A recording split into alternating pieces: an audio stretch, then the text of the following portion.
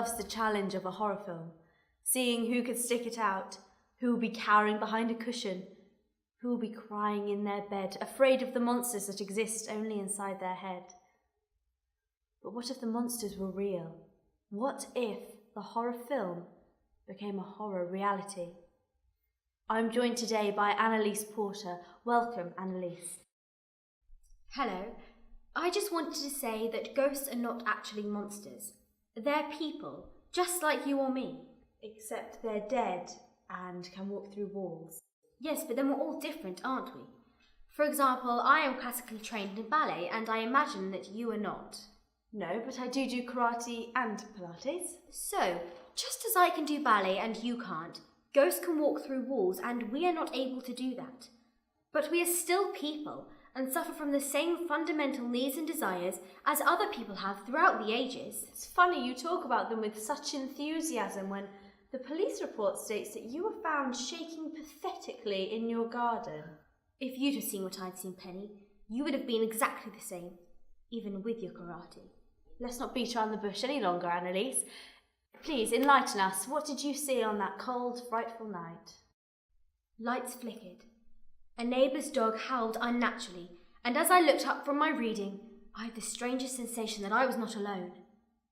Then, suddenly, a figure emerged from the wall, as naturally as if it were their own front door, and they were just popping in to get the gloves they'd left on the sideboard, which they now needed because the wind had picked up, and their hands were going all red and blotchy. Dressed in a long court gown and tight-fitting bodice, she stepped out a walking vision of Marie Antoinette.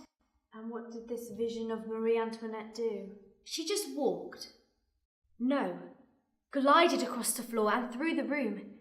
She got to the door and turned around, and from the way she looked at me, I knew she wanted me to follow. She continued on her way. Through the door.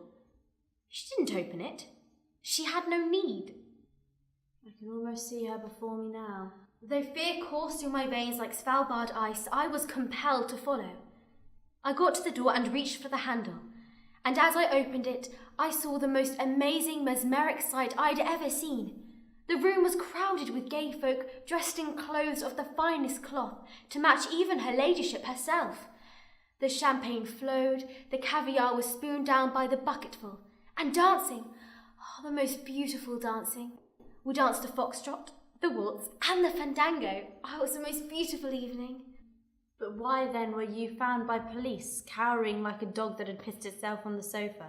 I was not cowering, Penny, but reverberating, like the first struck bell on the day of St. Peter.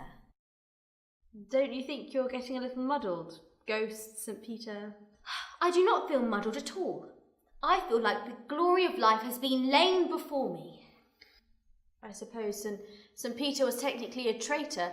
If Judas was the one who struck down Jesus, then St. Peter was the one clenching his fist. I think we're barking up the wrong tree here. I see only good in St. Peter.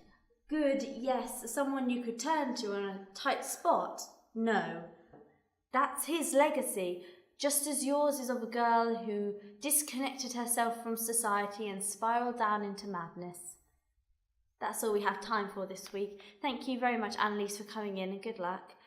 Next week, I'll be joined by the Minister for Education, Alfred Broom. Until next time, good night.